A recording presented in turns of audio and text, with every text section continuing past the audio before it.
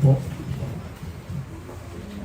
And I praise God for this privilege to be God's mouthpiece this afternoon. And at the same time, I praise God for your presence. Sa kabila po ng panahon ay nandito po tayo upang sambahin ng ating Diyos. Ulan lang yan, ano? Ngayon po, ang ating pong aaralin ay maganda po, no, masubaybayan natin yung ating mga Bibles. Sa Romans chapter 2, para mabaybay natin yung verses, makita mismo natin. So that we are sure that it is the Word of God that will persuade us to the truth.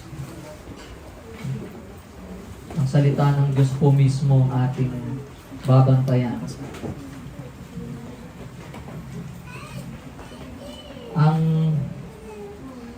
Ang title po ng ating message this afternoon ay Can You Be Excused?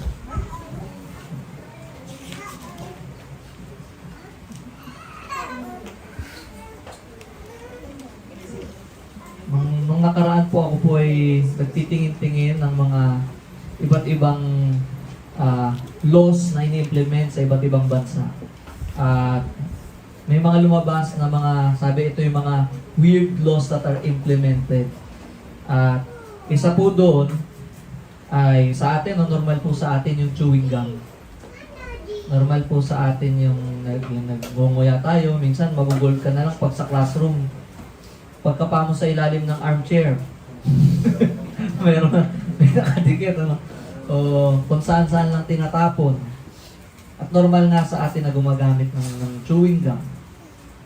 Pero alam po natin sa Singapore, ano, na pinagbabawal yon at maaari kang makulong kapag ikaw ay nahuling nagbabubble gum.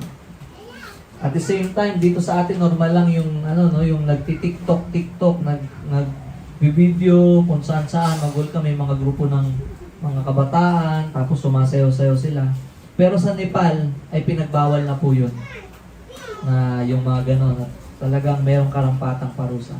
At kung isipin natin yung mga ganong batas, kung isipin natin, sa amin naman, hindi naman bawal yan eh.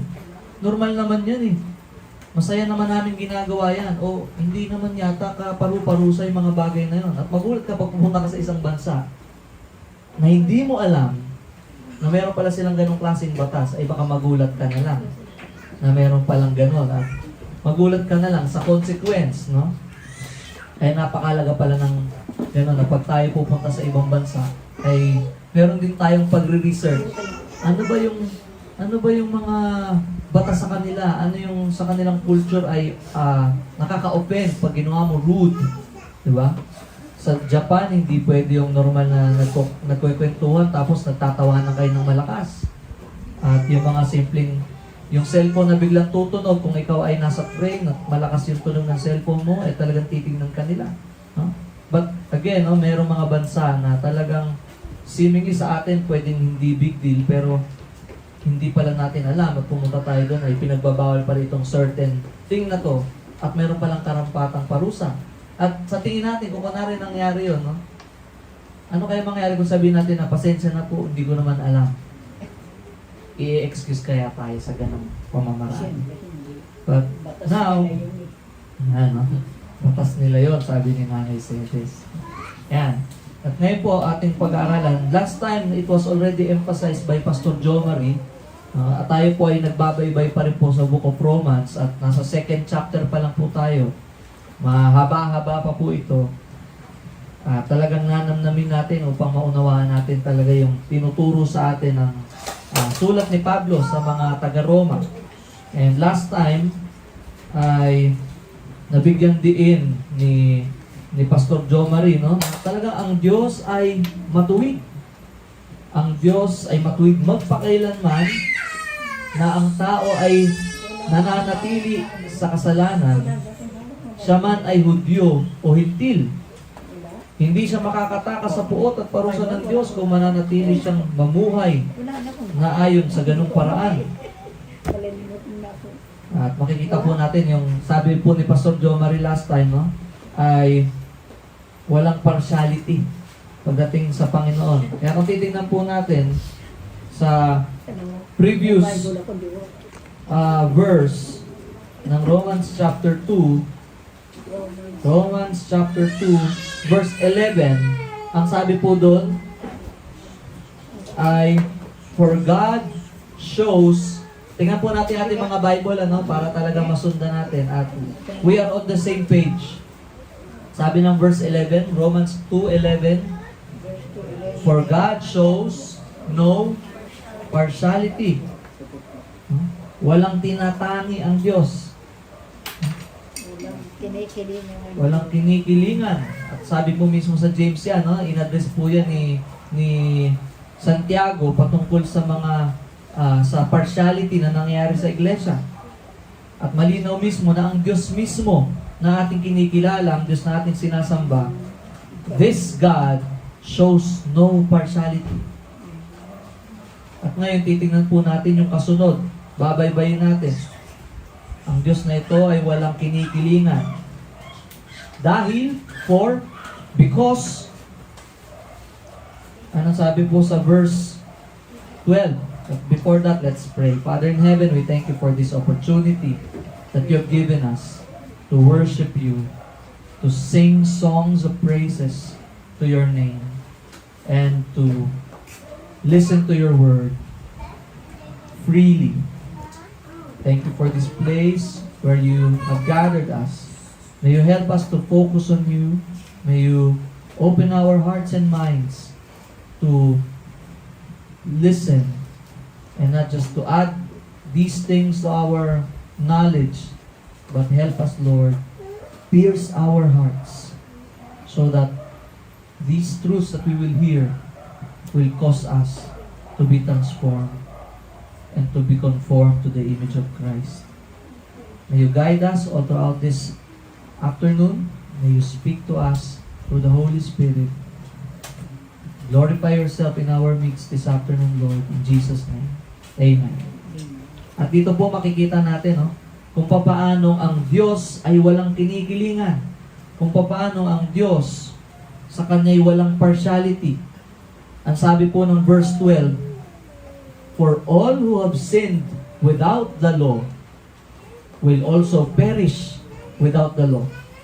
And all who have sinned under the law will be judged by the law. Sa Tagalog, ang lahat na nagkakasala na hindi saklaw ng kautusan ni Moises ay mapaparusahan. Ngunit hindi batay sa kautosang iyon.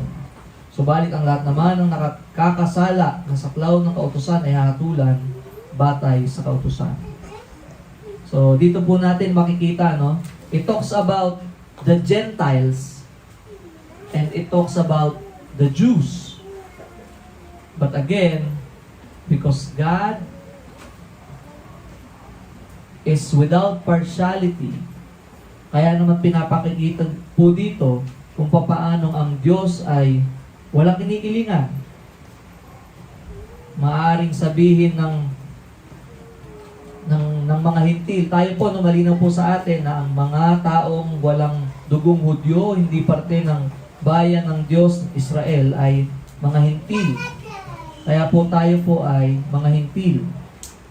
Sabi po dito, yan. Those who have sinned without the law. Ito po yung mga taong hindi nakatanggap ng written Torah. Or ito po yung 5 libro ni Moises. No? Ito po ay tumutukoy sa mga hintil.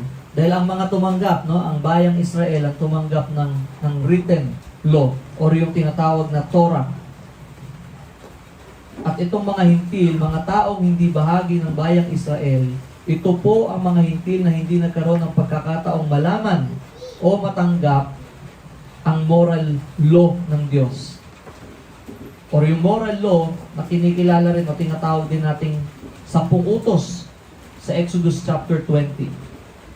At ang sinasabi ay maging itong mga taong ito na hindi tumanggap ng written law, yung mga taong hindi tumanggap ng mga kautusan na binigay ng Diyos sa pamamagitan ni Moises, ng 10 kautusan, the written moral law, Torah,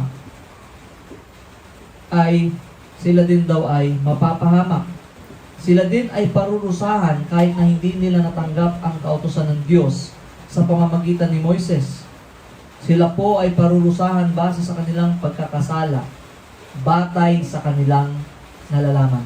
Last time, pinag-usapan po natin sa Romans chapter 1 na maging ang mga hintil, maging yung mga unbelievers, ay meron po silang tinatawag na general revelation.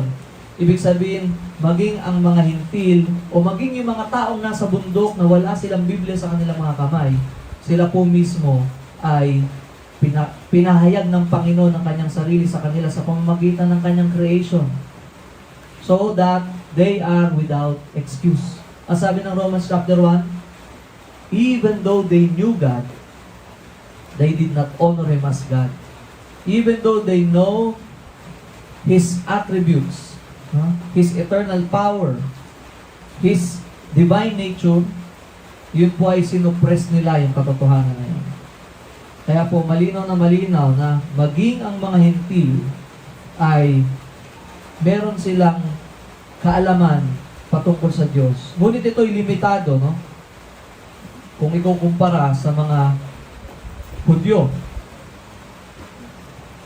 Ngunit ang malinaw ay base sa kanilang nalalaman, their limited knowledge, they will be judged according to their limited knowledge. Alam nilang may Diyos, at sabi po ng latter part ng chapter 1, alam nila ang matuwid na paghatol ng Diyos base sa chapter 1. Siya ay parurusahan sa kanilang pagsuway na kaugnay ng kanilang limitadong kaalaman. Kaya po, maging ang mga mga hintil ay hindi nila pwedeng sabihin na hindi naman kami kagaya ng Israel na sila'y nakatanggap ng Torah o sila'y nakatanggap ng kautusan sa pamamagitan ni Moises. Kaya hindi namin alam. Hindi kami aware. Ngunit ang malinaw, binigyan na po ng diin sa chapter 1 pa lang. They are without excuse.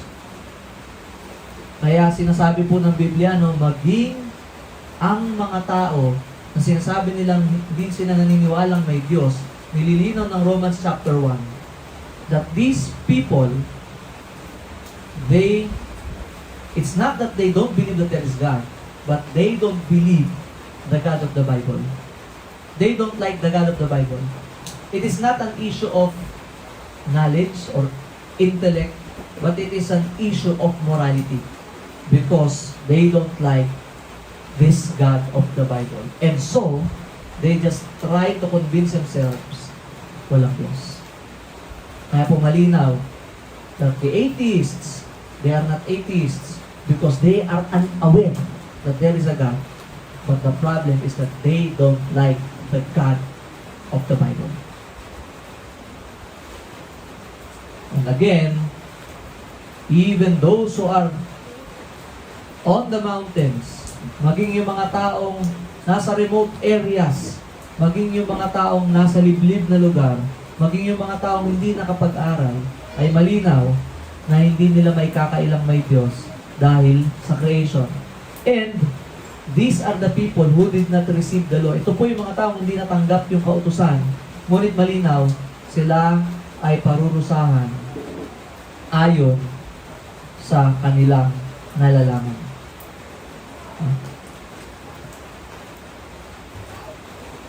Ang lahat naman ng saklaw, nakapailalim, mga nakatanggap ng kautusan, ang Israel o ang mga Hudyo na nagkasala ayon sa kautusan ay huhukman base sa kautusan. So binigyan ng linaw, yung mga hindi nakatanggap ng kautusan, sila'y parurusahan. Ano sabi? Sila'y parurusahan, sila'y mapapahamak na hindi batay sa kautusan. At yung mga taong nakapailalim sa kautusan, yung mga tumanggap ng Torah, tumanggap ng written law, tumanggap ng written moral law, yung mga sulat ni Moises, sila naman ay parurusahan na aayon sa kautusan kanilang tinanggap. In short, walang exempted. No? Walang exempted.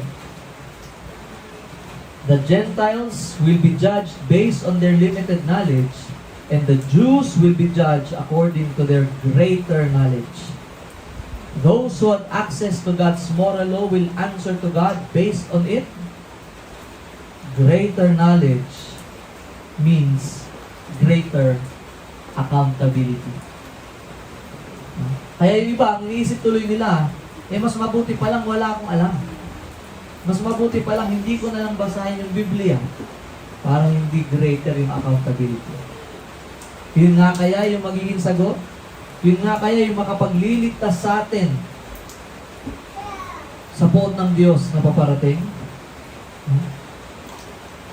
But before that, binigyan ng emphasis, no?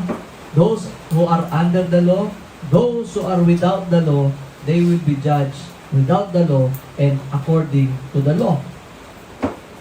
But why? Bakit? Bakit naman parurusahan maging yung mga taong tumanggap ng kautusan? Bakit parurusahan yung mga taong nakarinig ng kautusan? Bakit parurusahan yung mga taong malinaw sa kanila ang kautusan na pinadaan ng Diyos sa pamamagitan ni Moises? Sabi sa verse 13, for, or sa Tagalog, sapagkat, for it is not the hearer of the law who are righteous before God. O sa Tagalog, sapagkat hindi ang mga nakikinig sa kautusan, kundi ang sumusunod dito ang siyang pawawalang sala ng Diyos. O sa English ay, kung siya, the doers of the law will be justified. It is not the hearers. It is not the hearers of the law. Hindi po automatic na dahil sila ang tumanggap ng kautusan ay sila na ay matuwid sa harap ng Diyos. Ang pakikinig sa kautusan ay napakagandang bagay. Hindi po ito mali. Hindi po natin sinasabi na, huwag na lang tayo makinig. Kung sa atin ngayon, sa ating pagkupo dito at pakikinig sa salita ng Diyos, huwag na lang tayo makinig. Kasi mas greater pala yung accountability. But here, malinaw po sa atin, ang pakikinig ay napakagandang bagay. At ito po ang foundational statement ng Jewish belief. Ito po yung tinatawag na Shema. At dinideklara po ng Shema, ang Deuteronomy chapter 6 verse 4. Ano po yung sinasabi? Hear, O Israel, the Lord our God, the Lord is one. And so, hindi po natin sinasabi na hindi maganda yung pakikinig. Hindi po natin sinasabi na masama yung pakikinig o walang idudulot yung pakikinig. But the problem here is that they ended up just hearing it. Sila po'y natapos na sa pakikinig lang.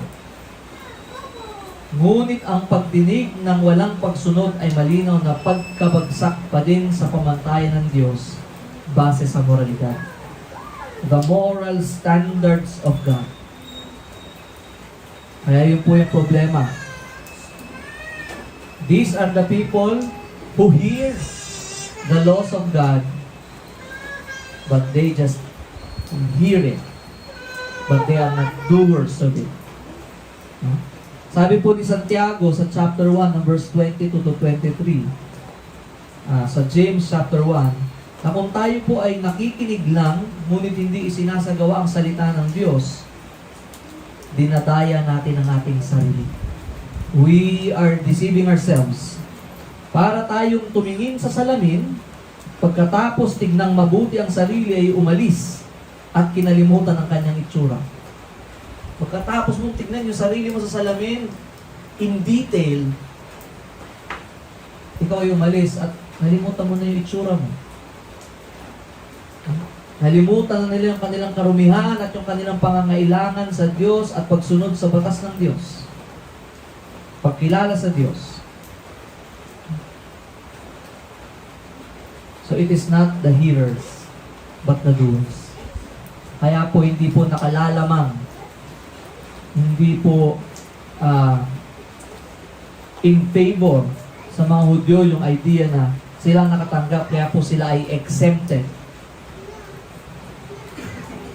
And when we say doers, ito po yung malinaw, no? Sabi po sa verse 13, balikan natin, no? For it is not the hearers of the law who are righteous before God, but the doers of the law who will be justified. Yung silang mga gumagawa ng kautusan ang siyang mapapawalang sala. Pero linawin po natin, when we say doers, those who perfectly apply it. Mapapawalang sala ka lang kung mapeperfecto mong masunod yung kautusan. It meant perfect compliance. So it is either you perfectly obey it, or as you look at the law, as you understand what it says, it will cause you to understand that judging by the law, you fall from the standards of God, and will cause you to trust Him, will cause you to trust the Lord, to believe in Him. So yun po yung nilalata, ganun. Hindi po yung hearers of the law, na dahil narinig nila, automatically, righteous na sila sa harap ng Diyos. Kundi yung makasusunod. At pag sinabing makasusunod, those who will perfectly obey.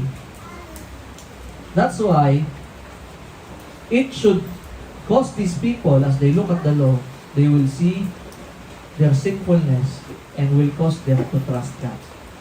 To trust Christ. Malinaw na hindi ang mga tumanggap ng kautusan o maging yung mga nagsisikap na sundin ito ang siyang ituturing na matuwid dahil walang makagagawa nito. Maging mga hintil na hindi tumanggap ng nasusulat na kautusan. Hindi ba unfair yon? Hindi ba discrimination yon? Hindi man nila natanggap yung kautusan sa pamamagitan ni Moises. Ngunit bakit sila hahatulan? Hindi naman nila natanggap yung eksaktong natanggap ng Israel.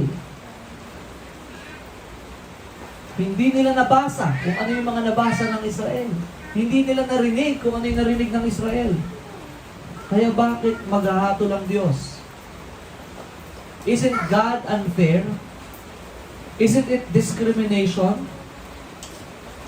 Tuloy po natin yung verse 14. Ano? Sabi niya, for when Gentiles who do not have the law, by nature, do what the law requires.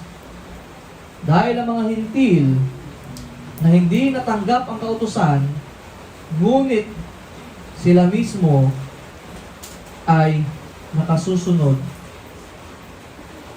sa kung anong sinasabi nito. But we are not talking about them perfectly obeying it.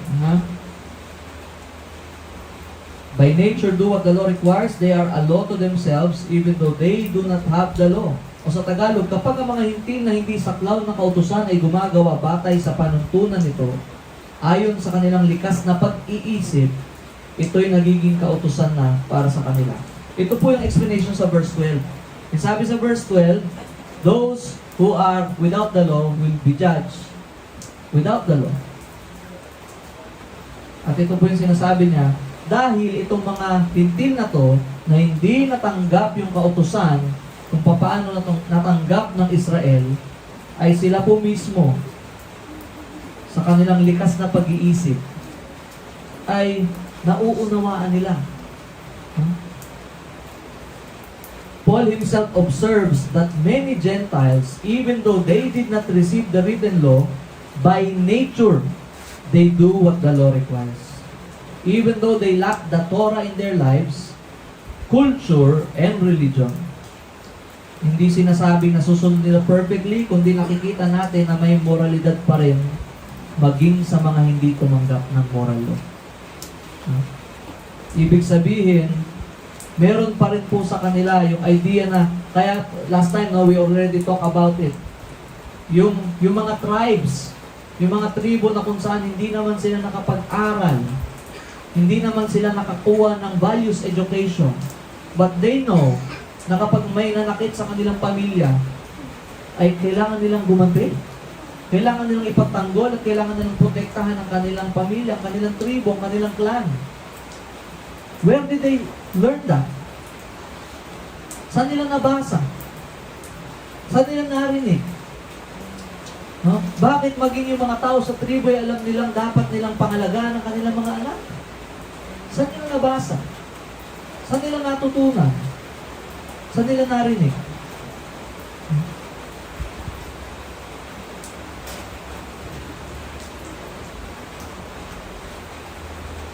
Sabi po sa verse 15, they show that the work of the law is written in their hearts. O sa Tagalog, ipinapakita lamang ng kanilang mga gawa na nakasulat sa kanilang puso ang panuntunan ng kautusan. Ano po ibig sabihin nun? Although they did not receive what the Israelites received, although they did not read what the Israelites read, ay malinaw that the law is written in their hearts. It is written in their hearts. Kaya doon natin makikita, maging the uncivilized people, meron silang naunawaan patungkol sa anak, sa asawa, sa pagtatanggol at pagpuprotekta, sa pagpapakain. At magugulat ka pa na sa mga tribong ito makikita yung ideya na nag-aalay sila sa Diyos-Diyosan nila. They also have the concept of worship. Where did they learn that? Sino nagturo sa kanila? It is because, again, the law are written in their hearts. It is God. Tuloy natin sa verse 15. They show that the work of the law is written in their hearts, while their conscience also bears witness, and their conflicting thoughts accuse or even excuse them. Sa Tagalog, pinapakita ng kanilang mga gawa na nakasulat sa kanilang puso ang panuntunan ng kautusan. Pinapatunayan din ito ng kanilang budhi, sapagkat kung minsan sila'y sinusumbatan nito at kung minsan naman sila'y pinagtatanggol nito sa kanilang isipan. Kaya pinapakita mismo nito na hindi man nila natanggap ang external written law. So the Israel received that external written law through Moses. No? But these Gentiles, they have the internal law. And it is also written by the fingers of God in their hearts. The law written by the fingers of God in their hearts. At kung tayo po ibabalik sa Genesis chapter 1, verse 26, ang sabi ng Diyos, lalangin natin ang tao ayon sa ating larawan, ayon sa ating wangis. Ito po dapat maging malinaw sa atin, ano? Hindi po natin literal na kamukha ang Diyos nang sinabing lalalangin ang tao sa kanyang imahe, sa kanyang wangis. Hindi po sinasabing magiging kamukha natin ng Diyos. Hindi tulad ng umiiral na katuruan ngayon ng World Mission Society Church of God na tayo ay nilikhang kamukha ng Diyos, kaya may babae. Ang sabi, merong babae, merong lalaki. Saan nanggaling yung wangis ng babae? Dahil merong God the Mother. But it's not what this verse is teaching. Dapat malinaw po sa atin ito. The verse simply tells us that we are image bearers in such a way that we are beings with intellect, with will, with emotion, and morality. So, ang mga tao po na nilikha ng Diyos after His image and likeness ay hindi literal, dahil kung hindi, ang dami pong mukha ng Diyos dahil magkakaiba ang itsura natin. Ngunit ang tinuturo, we are intellectual beings, we are beings with will, with emotion, with morality. We are moral beings created by the God of perfect Morality.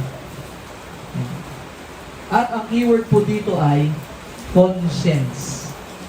Tandaan po natin, ano? Literally, yung Greek, it means with knowledge. Meron pong instinctive sense of right and wrong ang tao. No? Sabi yung mga hayop daw, meron silang sinusunod nilang kanilang instincts. No? Sinusunod nila yung kanilang instincts, pero hindi sila nakapag-iisip. Pero sa atin, tinuturo din sa atin na maging ang tao ay meron po tayong instinctive sense of right and wrong. Ito po ang nagdudulot sa atin ng guilt kapag nababiolate ang ating conscience. No? Kapag meron po tayong meron tayong naiisip na hindi maganda o meron tayong nagawang hindi maganda. Meron po tayong yung konsensya natin nag-focus sa atin na mag-guilty. No? Kaya nga po sinasabi mismo ng mga tao, malamang narinig natin ito madalas, usigin ka ng konsensya mo. Sana hindi ka patahimikin ng konsensya mo. Diba? Narinig natin yan? And even the unbelievers understand the concept. Na yung konsensya na yun, nagdudulot sa atin ng guilt. It is an innate awareness of God's law in our hearts. Meron pong warning system ang tao. Yun po yun. It is God who put it in us. Ang tao ay merong warning system na nag-activate kapag may naiisip o ginawang masama ang tao. Kaya po si Pablo mismo ay nagpaalala at nagbabala na huwag i-violate ang sariling konsensya o ang konsensya ng iba. No? Si Pablo mismo ay binabalaanan ng mga Kristiyano na huwag i-violate yung sariling conscience at huwag i-violate yung conscience ng iba. Bakit? Dahil kapag paulit-ulit na ipinagpawalang bahala ang konsensya, magiging manhid ito at hindi nagagana.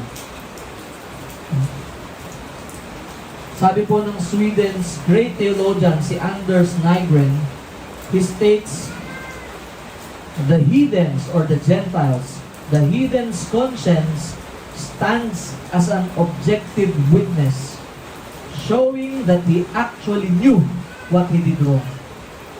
Alam nila. Kaya po pinapaulit-ulit ko, magtataka ka kung paano yung mga nandun sa kasuluk-sulukan, nasa taas ng bundok, nasa karagatan, nasa uncivilized places. How come na meron sila ng innate understanding patungkol sa morality? It shows that he actually knew what he did wrong. Their conscience stand as an objective witness. Kaya po sabi ng mundo, kapag nagalit, mga walang konsensya. Diba? Kapag may hindi magandang ginawa. But yun po yung napakaganda na binigay ng Panginoon. Actually, yung conscience na yun na binigay ng Panginoon, it works. Kung ikaw ay driver, it works as a brake para sa atin. No? Na kapag tayo'y padausdos na sa mga iniisip nating masama at yung ating pusong masama, the conscience works as the brake. No? Na yun po yung nagpipigil sa atin at nagpapabagal sa atin para hindi natin maabot yung kalalaan na yun. But once this conscience is seared, pag ang konsensya ay namanhid, that's the time na yung tao na yun ay pabulusok na. Ano pong itsura ng isang coaching napakabilis at nasira ang brake? Diretso siya to destruction. Kaya po napakahalaga ng conscience. But of course, we must grow in God's Word so that our conscience will be in line with it. The Holy Spirit bears witness with our spirit, sabi po ni Pablo. So, the Holy Spirit, He influences our conscience. Kaya po minsan, kapag po tayo ay hindi natin alam yung salita ng Diyos, kung ano yung nasa isip natin tama din at mali, maaaring ma-influensyahan, ay maaari din tayo nakukonsensya sa mga bagay na hindi naman dapat. At maaaring hindi tayo nakukonsensya sa mga bagay na dapat tayo nakukonsensya. But again, this conscience is not just for the Christians, but it is for all people. And so, again, we are without excuse. Binigyang linaw ng mga hintil ay hindi nakakaligtas sa paghuhukom ng Diyos dahil sa hindi sila tumanggap ng nasusulat na kautusan. Ang Diyos mismo ang nagsulat sa kanilang mga puso, kaya't siguradong walang may dadahilan sa araw ng paghuhukom. Ano pong sabi sa verse 16? On that day.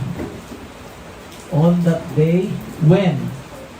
Kung babalikan po natin yung verse 5. Sige po, pakibasa po ng chapter 2 verse 5. Malakas.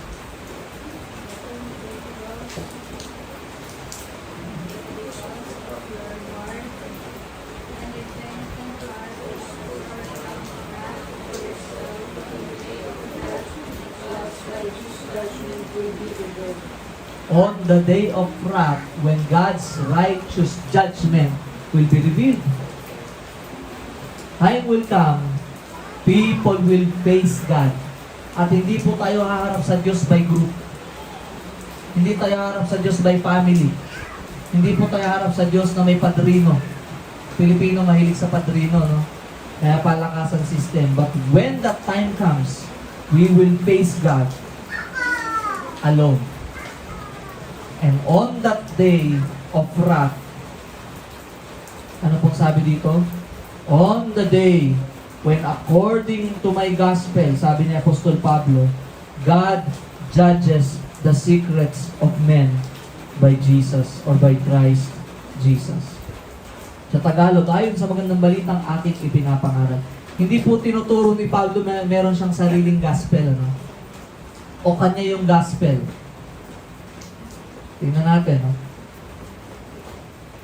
Yan, sa araw na yon, ayon sa verse 5, sa araw ng kaparusahan, sa araw na ihahayag ang puot at makatuwirang hatol ng Diyos, ay huhukman ang lahat ng lihim ng tao.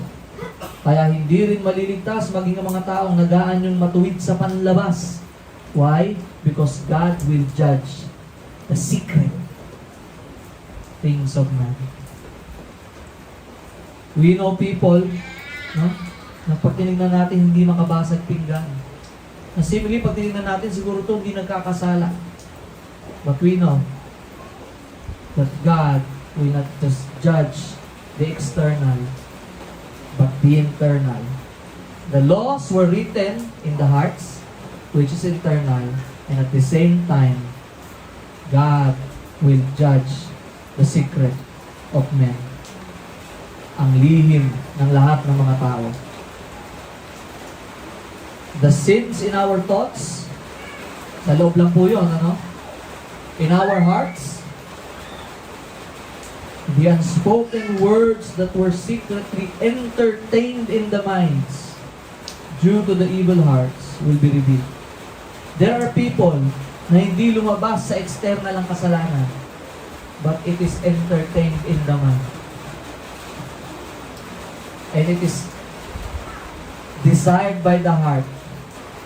The heart craves for it. And the mind lingers sa mga bagay na yan.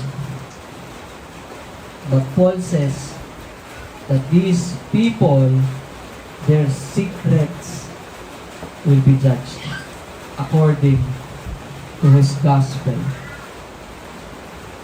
The sins hidden in the closet, the unrepented sins will be revealed. It will be judged.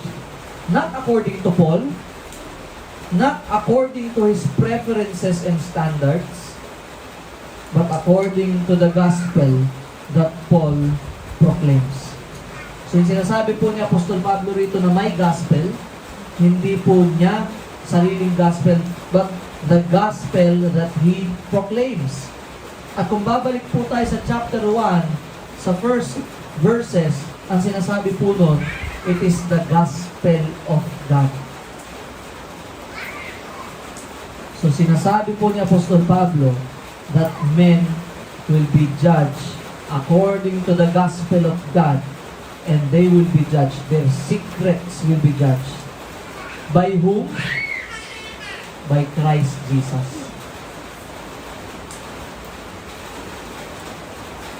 The gospel of God, where the righteousness of God is revealed. Sabi po ng Romans chapter 1, sa Ebanghelyo kung saan nahahayag ang katuwiran ng Diyos. No? Dahil pag tinignan natin, last time we talked about it, when we talk about the gospel, we understand how righteous God is. Why? Because God is so wrathful against sin. He did not spare His Son on the cross. He dealt with sin, but on His Son. Because God is righteous. And at the same time, that righteousness that we need to be accepted by God ay galing din po sa Kanyang anak. So, Paul proclaims that men will be judged according to the gospel of God, where the righteousness of God is revealed, and where the righteousness of Christ is received. And I just want to make it clear, in the gospel, sinners receive forgiveness through faith in Christ. They will receive the righteousness of Christ. So, and nowadays, ito po dapat maging malinaw po sa atin, si Kristo po mismo din, sabi dun sa verse 16, hahatulan ng Diyos sa pamamagitan ni Yeso Kristo. So according to God's gospel, the secrets of men will be judged through Christ. At yung gospel na yon ay ebanghelyo ng Diyos, at yung gospel na yon ay doon ang gagaling yung katuwiran na kailangan natin. Katuwiran galing kay Kristo. Gusto ko po itong linawin sa atin kasi mahalaga po na dapat tayo po ay aware dito. Nowadays, people try to compete the Yahweh of the Old Testament with the Lord Jesus Christ of the New Testament. That Yahweh is of darkness because of His wrath. But Jesus is loving, good, gracious. And they even made up names such as Yahwism and Jesusness. So dapat daw tayo ay hindi Yahwism, kundi Jesusness. Because yung Yahweh daw ng Old Testament is of darkness. He is the one who kills, steals, and destroys. Yun po yung sinasabi nila. As if the God of the Old Testament is different from the God of the New Testament. That the God of the Old Testament is full of wrath, but the God of the New Testament is full of grace. But here we see, basahin po natin yung ating mga Biblia. Punta tayo sa 2 Thessalonians 1:7-10.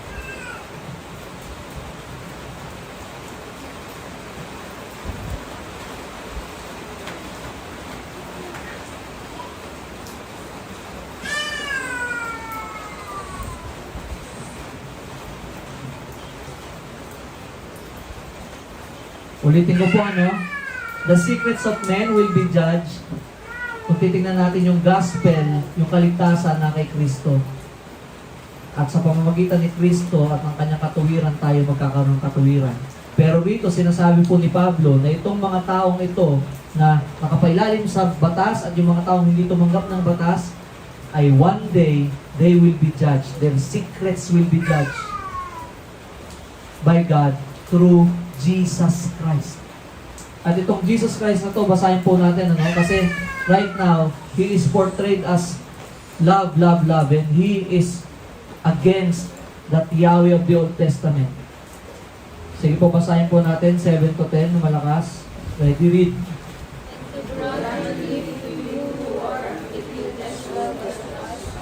The Lord Jesus is revealed from heaven with His mighty angels, in flaming fire, inflicting vengeance on those who do not know God, and those who do not obey the gospel of our Lord Jesus away from the presence of the Lord and from the glory of his might. And perhaps on that day to be glorified in his saints, and to marvel at among all who have believed, because our testimony was believed. Yan po, ano? As if yung Jesus Christ na, pinapakilala ay yung Jesus Christ na love, love, love, at yung Jesus Christ na talagang yun lang yung kanyang character, yun lang yung kanyang attribute. But here, we see, when the Lord Jesus is revealed from heaven with His mighty angels, ano daw? In flaming fire. Inflicting vengeance on those who do not know God and on those who do not obey the gospel of our Lord Jesus. They will suffer the punishment of eternal destruction away from the presence of the Lord and from the glory of His might. So, there is only one Jesus who is in Him, there is sure salvation. And in Jesus, who is once rejected, in Him, there is fire and vengeance, fury, judgment, eternal wrath. Kaya po dapat malinaw po sa atin ito. Sometimes we think the God of the Bible from the Old Testament is so strict. Is a God of wrath because a lot of people were killed in the Old Testament. But we forgot Adam and Eve, when they sinned against that God, they were supposed to die immediately. But they were spared. And it is the same God who covered them. From trying to cover themselves with fig leaves, it is God who covered them with the animal skin. Isn't that grace? So hindi lang po nagsimula ang grasya sa New Testament. Right from Genesis, God was already gracious. And at the same time, if we think that God now is no longer wrathful against sin, maybe we have forgotten the story of Ananias and Sapphira. Those two people who were killed when they lied against the Holy Spirit. Immediately. And so maybe there are stories that are not reported, that are not written, that are not heard, but surely the same God of the Old Testament is the same God of the New Testament, and the same God today. He is unchanging. He is still wrathful against sin, and He is gracious to those who believe, to those who repent and believe. Gusto ko pong i-emphasize yan, kasi malinaw dito na God judges the secrets of men by Christ Jesus.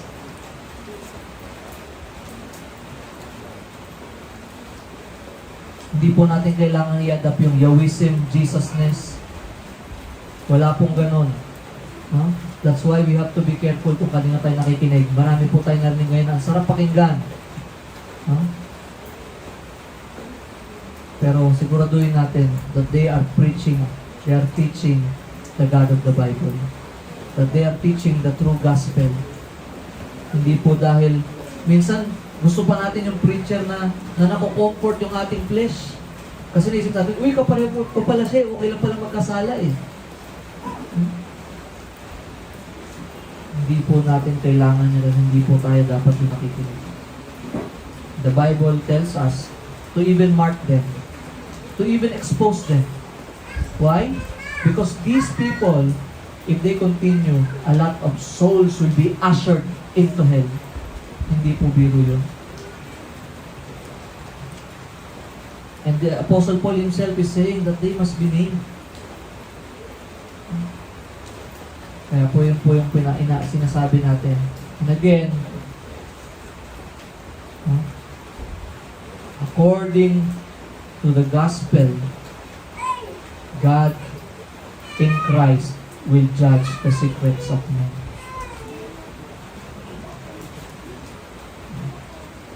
Si Jesus po yun.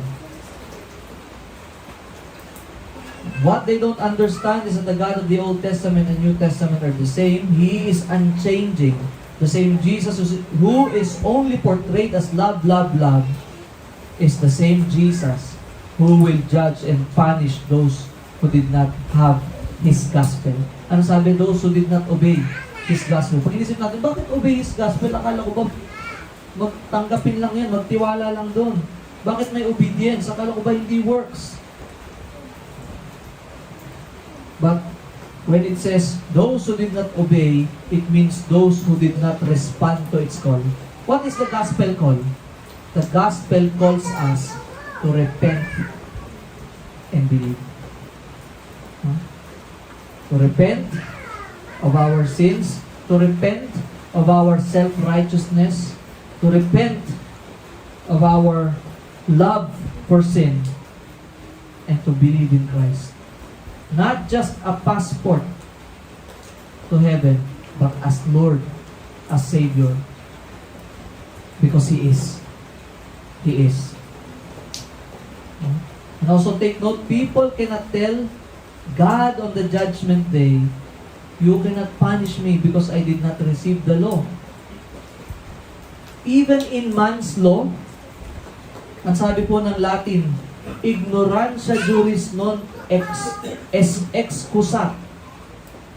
Ano po ibig sabihin nun? That is the Latin for ignorance of the law excuses not.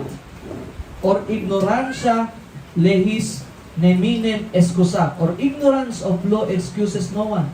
And this is a general principle sa law. It is a legal principle holding that a person who is unaware of a law may not escape liability for violating that law merely by being unaware of its content. Ang sabi po natin, ignorance of the law excuses no one. And again, that's man's law. That's man's law. How much more with God? But with God, there is no injustice. There is no partiality. Why? He made sure that we, Gentiles, are not ignorant. The laws were written in our hearts. All the more na just ang judgment na paparating. And take note also, judgment will be based on the gospel. Ano po ibig sabihin nun? Only those who have and who stand on the gospel are justified. This section simply tells us that God is just when He judges men because they are sinful. And they know that they are violating morality. And so they twist it. This section tells us that Gentiles are guilty and not exempted from the judgment. Sometimes we think na yung mga nasa bundok ay iba po ang kanilang program to be saved.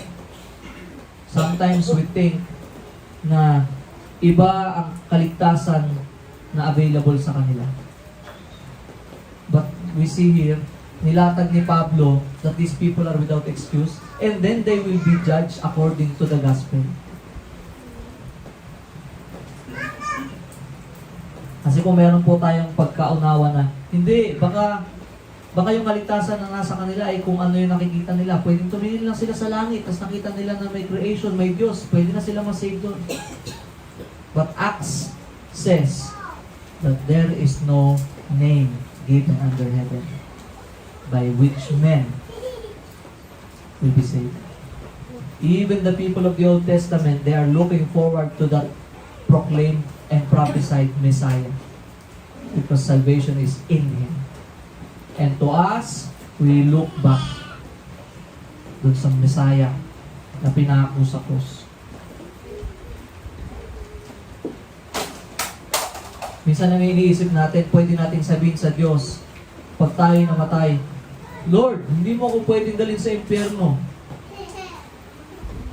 Hindi mo ako binigyan ng second chance. O kaya, hindi ko narinig yung gospel. But men will be judged because primarily they are sinful. And their sin is enough for them to be punished, for us to be punished. At ang sabi po mismo ni Haring David, sa sinapupunan pa lang, makasalanan ng tao. At sinasabi po rito, those who sin without the law, ano sabi? Will be judged. Hindi sila exempted at hindi po iba ang plan or iba yung programa para sa kanila. Because again, the law is written in the heart.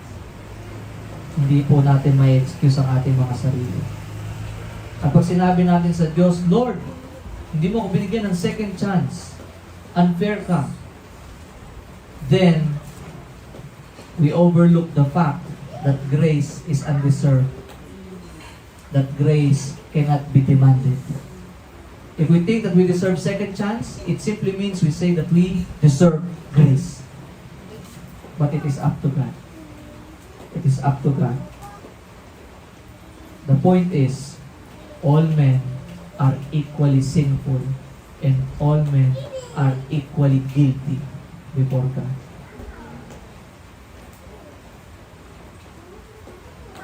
Now, how about those who receive the law? If the Gentiles are guilty, even though they are not under the law, they did not receive the law from Moses, paano naman ngayon yung mga nakatanggap ng kautusan? Yung mga Hudyo, yung mga taong nakadepende sa kautusan ng kanilang katuwiran, na iniisip nilang sila yung matuwid dahil sa kautusan. Yung mga taong nagmamataas, na sinasabi nila na sila ang may tunay na Diyos. Those who boast that they have the one true God. Now, this is a shift from human sinfulness that encompasses all people to a focus on people like Paul himself. From the Gentiles going to the people like Paul himself, the Jews. Those who are ethnically and religiously Jewish. Just like the Lord Jesus, who was a Jew, yet pronounced woes on Jewish religious leaders and even brought painful accusatory. Ang Panginoong Jesus mismo na Hudyo, ngunit nung siya'y kumausap sa mga Hudyo, ang kanya pong salita, "You serpents, brood of vipers, how will you escape from being sentenced to hell?" Here, Paul addresses the Jews but in a diplomatic way. Paul and the Lord Jesus should not be accused of being anti-Semitics. Kasi baka pwede natin isipin mga anti-Hudyo to mga to, anti-Hebrew, because they are accusing them or bringing judgment to them sa kanilang salita. Sabi ng Panginoon Jesus, "You brood of vipers, you serpents, you are of your father the devil." Tapos si Paul naman dito, nilalatag niya sa kanila din yung the same truth but in a diplomatic way. But clearly they are not anti-Semitics. Why? Because Paul and the Lord Jesus, they loved and gave their service and lives to God and His people. Nakita natin yung buhay nila, how they live their lives. And even in Romans chapter 1, dadaanan natin yun, how Paul was thinking kung pwede ko lang ipagpalit yung kaligtasan ko para maligtas kayo. So, Paul here is just telling the truth. Hindi po siya galit sa kanyang mga kahudyo, no? Sa mga kabalbas, ay kahudyo, no? But they are Semites. So clearly, they speak God's, Jesus, the Lord Jesus Christ, and Paul, they clearly speak God's righteous judgment regardless of race and religiosity. Hindi po na-exempt yung mga Hudyo. Nilatag ng maayos ni Pablo yung estado ng mga Gentil, that they are not exempted even though they did not receive the written law externally. Now, dito naman, nililinaw po ni Pablo patungkol naman sa kanyang mga kababayan. Sabi niya, but if you call yourself a Jew and rely on the law and boast in God, o sa Tagalog, kung ikaw na nagsasabing ikaw ay Hudyo at nananalig sa kautusan, ipinagmamalaki mong may kaugnayan ka sa Diyos, clearly ang pride po ng mga Hudyo ay nasa pagiging Hudyo. Sa kautusan na natanggap nila at ang pagiging piniling bayan. Maging ang kautusan na ito ay ginamit nila upang itaas ang sarili at gamitin panukat sa iba. Sabi po ng verse 18, and know His will and approve what is excellent because you are instructed from the law. Alam nila ang kalooban ng Panginoon dahil sa mga propetang ginamit ng Diyos. No? A lot of prophets spoke to them, yet they killed them. Sa mga nakasulat na salita ng Diyos mula sa lumang tipan, they even approve what is excellent because they know it and its authenticity. Why? Kaya nga sila naglulukbak sa kanilang mga patriarchs. Si Abraham, si Noah, sila Isaiah. But the same is true. These people, they have the law, they boast on their being Jew, their nationality. And they think that they are righteous by striving to obey the law. Sabi sa verse 19, and if you are sure that you yourselves are a guide to the blind, a light to those who are in darkness, kung palagay mo ay taga-akay ka ng bulag, tanglaw na mga nasa kadiliman, you see, they even portray themselves as religious teaching and implementing laws, thinking that they guide the blind. But the Lord Jesus Himself said that they are blind, leading the blind. Verse 20, an instructor of the foolish, a teacher of children, having in the law the embodiment of knowledge and truth. They instruct the foolish, yet they are also foolish before God. Why? Because they reject the one that was prophesied from the old. They reject the wisdom Himself. Christ is the wisdom and power of God. But they reject Him. And so, they think that they instruct the foolish, but they are foolish before God. They teach children. Sabi no, teacher of children. They teach children, yet they also teach lies to them. Marami po silang mga kautusan na dinagdagan po nila ng kanilang tradisyon, ng kanilang mga maling interpretasyon.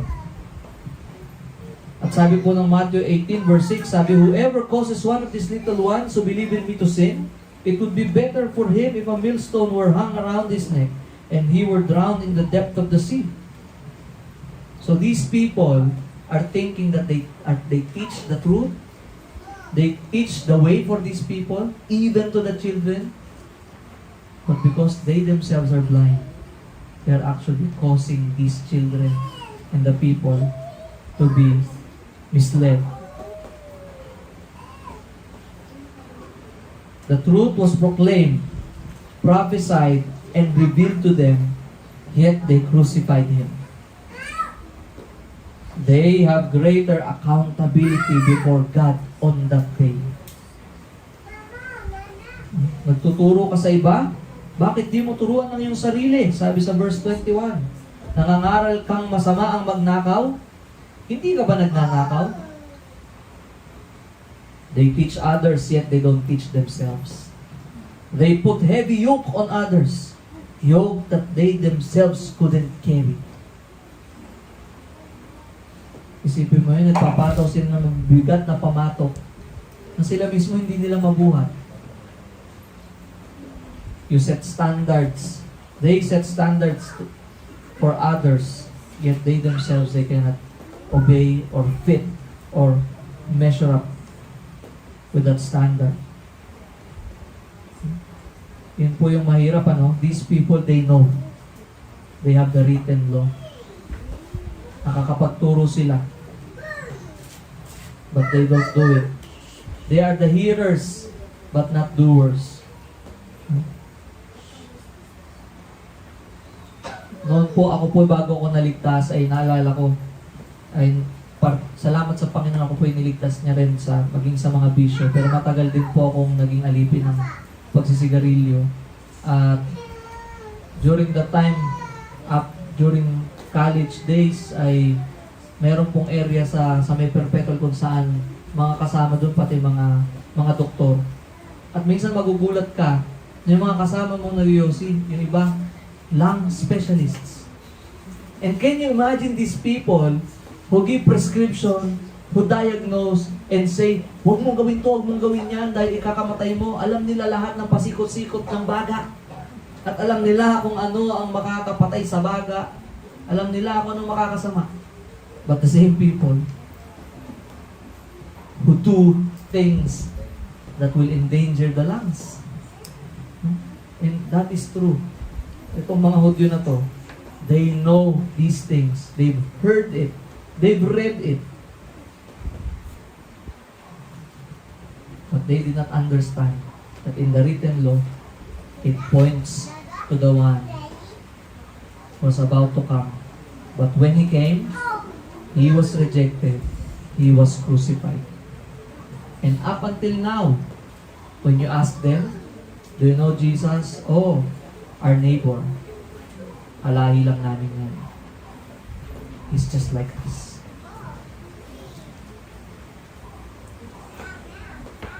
You who say that one must not commit adultery, do you commit adultery? O sa Tagalog, hindi ka ba nangangalon niya? You who abhor idols, do you rob temples? Nasusuklap ka sa mga Diyos-Diyosan, ngunit pumapasok ka pa sa mga templo nito, makapagnakaw lamang.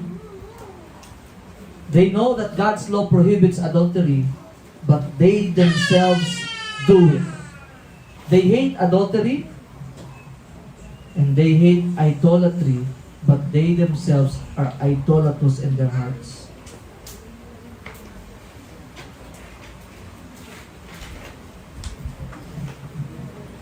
Verse 23, you who boast in the law, dishonor God by breaking the law. Ipinagmamalaki mong saklaw ka ng kautusan, ngunit nilalapastangan mo naman ang Diyos sa pamamagitan ng paglabag mo sa kautusan.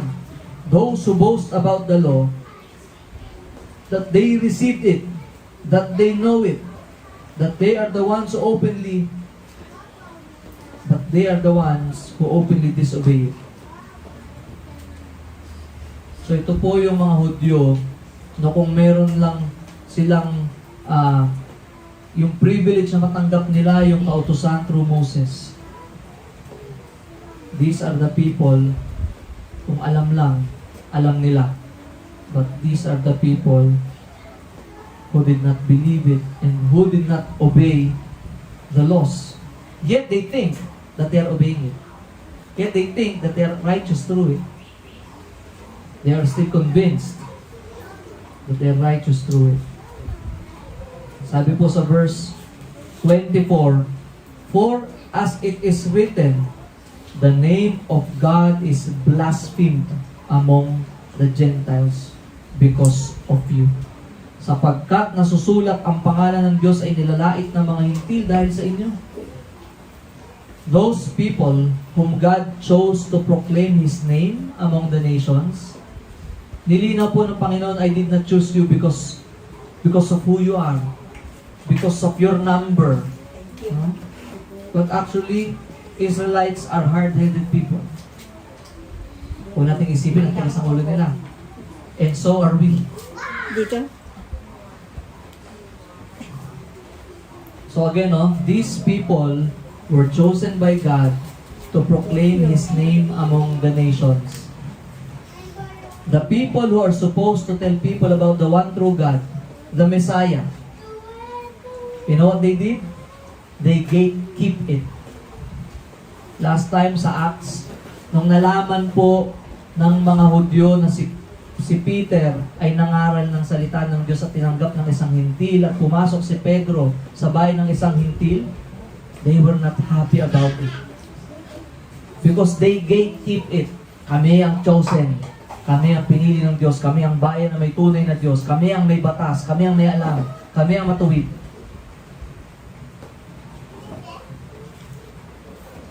but they reject the Messiah. Because of them, the God of Israel is being blasphemed. Ang Diyos ng Israel ay nilalapastangan. But praise God, because God cannot be mocked. But it says, God is blasphemed by the nations because of these people, the Israelites.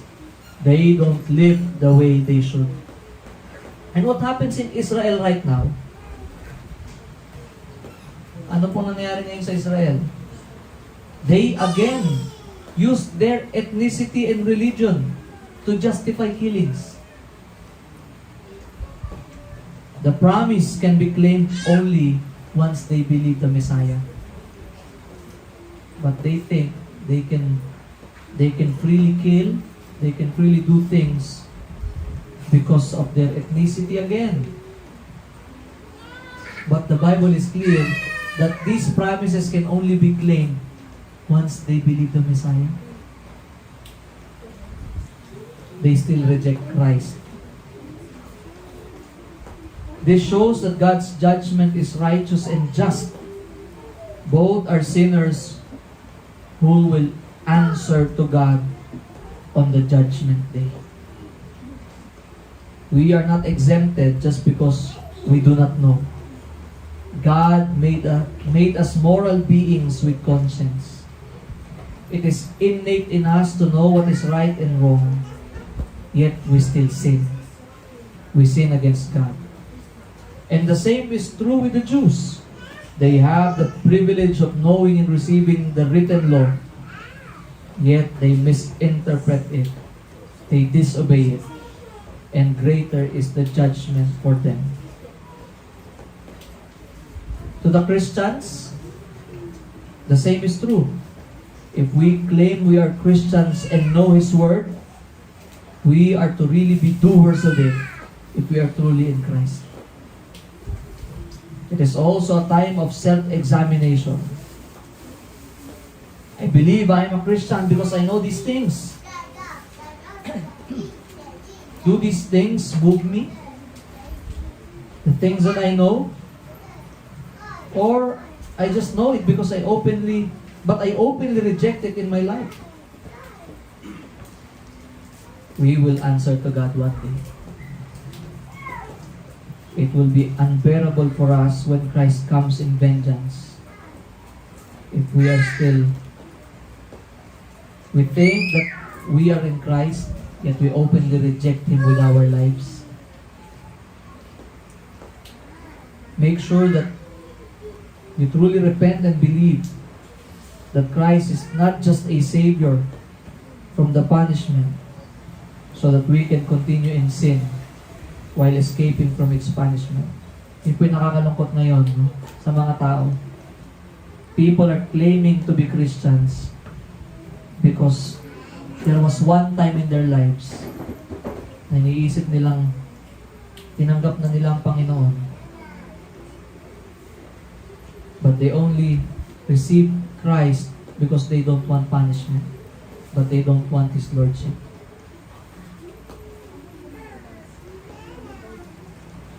And we must be sure that we don't just know these things. Because if we know these things genuinely, it will move us.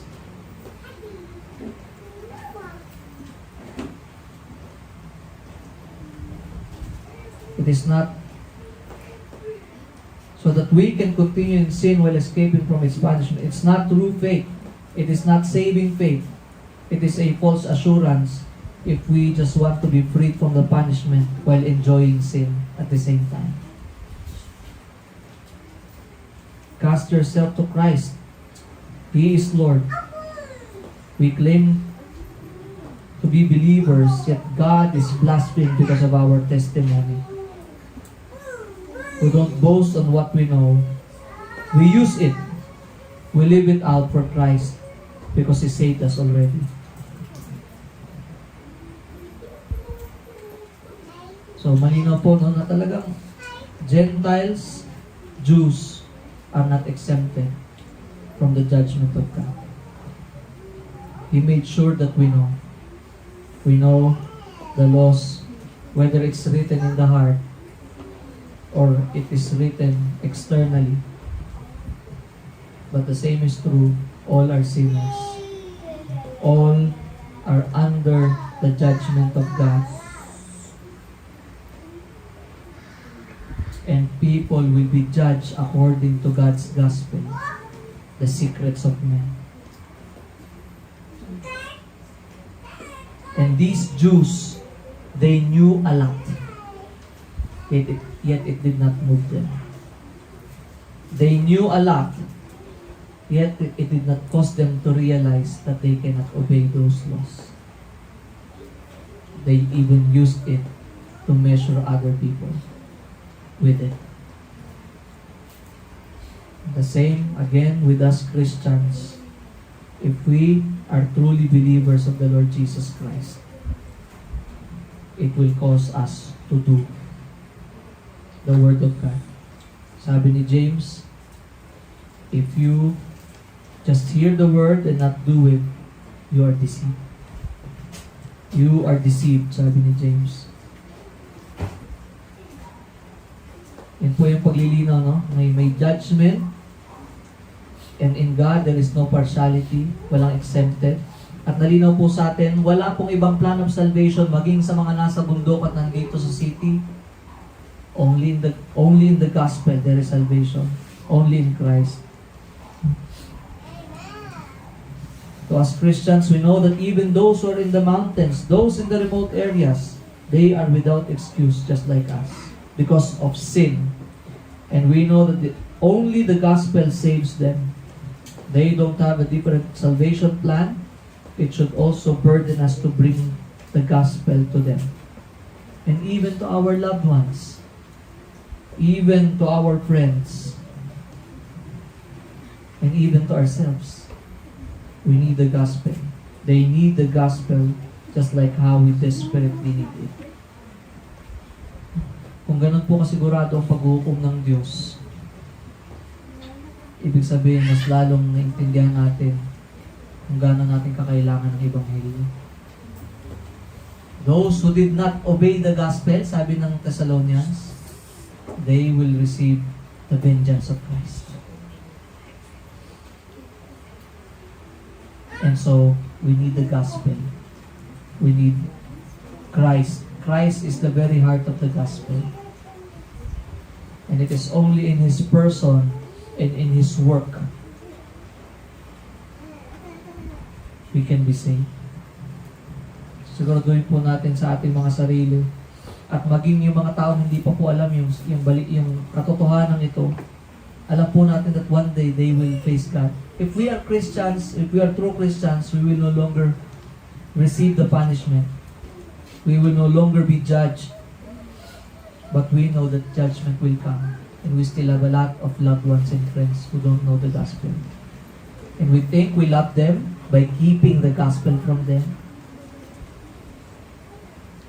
Kung kinailangan natin, kailangan po nila.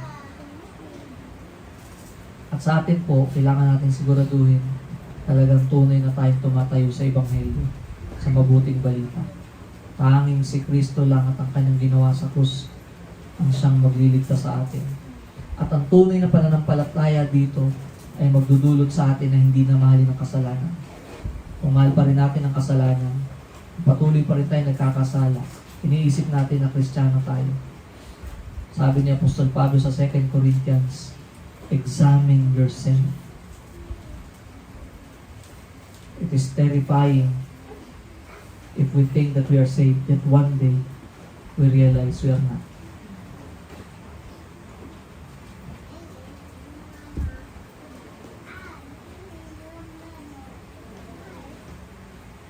We praise God for the gospel. Sana po, no, hindi lang natin, minsan ipakaisipin natin na dahil matagal na tayong Kristiyano, ay hindi na para sa atin ito. The same gospel that saved us is the same gospel that will cause us to continue a life that hates sin. Because it reminds us the very reason why Christ was crucified is to pay for our sins.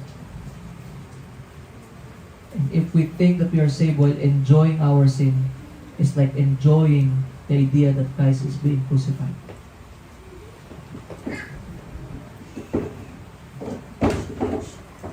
Cling to Christ. He is the only Lord. He is the only Savior. He is the only Christ. He is the only God. Judgment is sure, but in Christ, salvation is sure. Trust Him. Believe in Him. Repent from yourself. We must be saved from ourselves as well. Dahil kung tayo po iiwan sa ating mga sarili, katakot-takot. Hindi po natin alam yung ating isipan, yung ating puso. Kaya kailangan po natin siguraduhin ang ating mga sarili. We are truly in the Lord Jesus Christ now. He can save, and He surely saves. The only requirement of the gospel is repentance and faith. Let's pray. Father in heaven, we thank you for your word. We thank you because we know that the God that we serve is a God who is without partiality. We thank you for reminding us that truly you are a God who is just, who will not leave sin unpunished because you are good. Thank you, Lord, for reminding us that it is true that none of us is exempted because you made sure that you wrote the laws in our hearts. You made us moral beings. You gave us conscience. And so help us, Lord, to see our sinfulness, sin against you, so that it will cause us to believe in you, to trust you. And Lord, to us Christians, help us not to be complacent. Help us, Lord, to still look at our sins with gravity. And we thank you because we know that even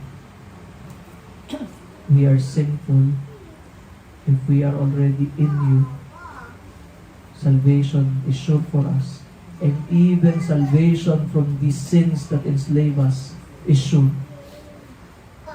And so Lord, help us. We thank you for your word. We thank you for your grace. May you speak to us. May you work in our hearts and minds. And we bring back to you the glory, honor, and praise in Jesus' name. Amen.